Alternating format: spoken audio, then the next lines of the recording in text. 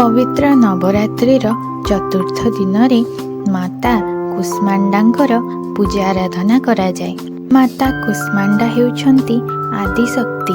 पौराणिक कथा अनुसार जेतेबेले एही सृष्टिर रचना होई नथिला, चारिआडे केवल घोर अंधकार ही रहिथिला।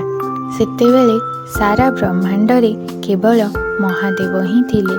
हठात एक दिव्य आलोकर सृष्टि हेला। सेही आलोक मध्यरु माता कुष्मांडा प्रकट हेले।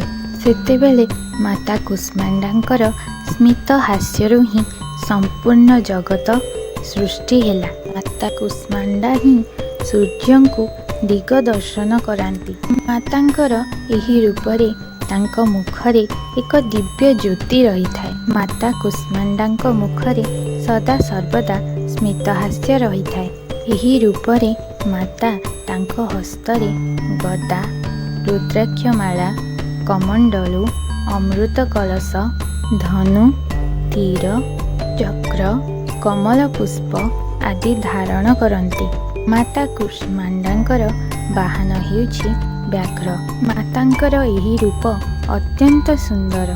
मातांको स्मित हास्यरु एहा बुझिबाकु हेबो जे गृहर गृहिणी सर्वदा प्रसन्न रहिबा उचित। एहा द्वारा गृहर मंगल होइथाए।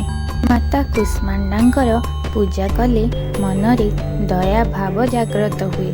मातांकर पूजा करिबा द्वारा रोग और शोकरु मुक्ति मिली थाए। रिनी मिनी कुह माता कुष्मांडांकर जय। सांगमाने कहानीटी भल लागिथिले वीडियो को लाइक करंतु। एमिति आहुरी भल भल कहानी देखिबा पई चैनल को सब्सक्राइब करंतु। आउ हां, बेल आइकन को प्रेस करने को भूलंतु नहीं।